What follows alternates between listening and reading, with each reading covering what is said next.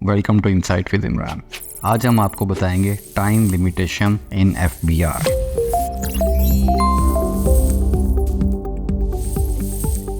FBR में time limitation एक बहुत ही इम्पॉर्टेंट कॉन्सेप्ट है। इसको समझना बहुत ज़रूरी है। जब तक आप इसको नहीं समझेंगे आप अपना प्रॉपर ना तो अकाउंट मैनेज कर सकते हैं, ना रिकॉर्ड रख सकते हैं, ना बुक कीपिंग कर सकते हैं।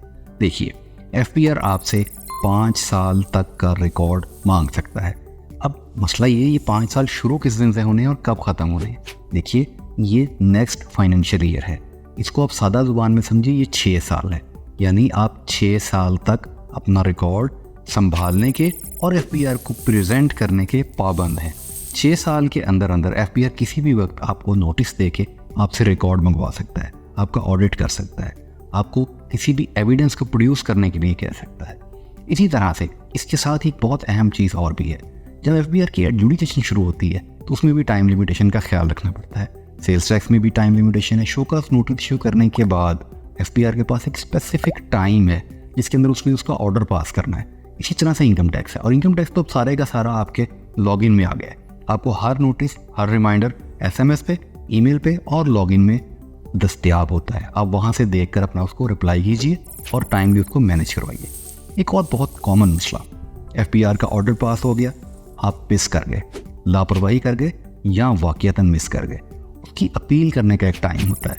वो टाइम पहली एडजुडिकेशन के बाद 30 days from the receipt of order है, और उसके बाद अगर कमिश्नर अपील से भी आपके खिलाफ फैसला हुआ है तो आपने उसकी appeal with in 60 days of receipt of that order करनी है। अब रिसीट ऑफ ऑर्डर कैसे होती है? जब आपके लॉगिन में वो फैसला आना है तो उसी डेट को आ जाना है जिस डेट को ऑर्डर इशू हुआ है। तो वो एक तरह से सर्विस ऑफ ऑर्डर ही समझी जाती है। अगरचे अदालतों ने इस पर थोड़ा रिलीफ दिया है और फिजिकल सर्विस ऑफ ऑर्डर पे फैसले दिए हैं, और आपको रिलीफ दिया है कि ना सिर्फ आप इलेक्ट्रॉनिक सर्विस करें बल्कि फिजिकल सर्विस भी करें। लेकिन ध्यान रखने वाली बात इसमें क्या है, वो ये है कि आपने टाइम के अंदर उसको करना है। अगर आप अपना अपील करने का टाइम गुजार गए हैं और उस दौरान आप अपील फाइल नहीं कर सके तो कंडोन करवाना एक मुश्किल काम है, और उस दौरान आपके खिलाफ रिकवरी प्रोसीडिंग भी शुरू हो सकती है। तो टाइम लिमिटेशन, टाइम बार्ड होना, केस को देखना, कब तक रिकॉर्ड रखना है, रिप्लाई कब तक देना है एफबीआर को, ये बहुत इंपॉर्टेंट एलिमेंट है। इसको अच्छी तरह से समझ के रखिए और विद इन टाइम अपने तमाम करस्पॉन्डेंस के जवाब दीजिए। अपील फाइल करनी है, अपील फाइल कीजिए।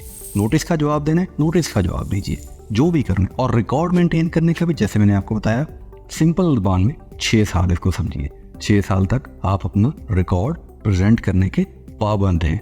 एफबीआर का निज़ाम टाइम लिमिटेशन के हवाले से बहुत मुश्किल है कि आपको किसी भी किस्म की कोई रिलैक्सेशन मिले।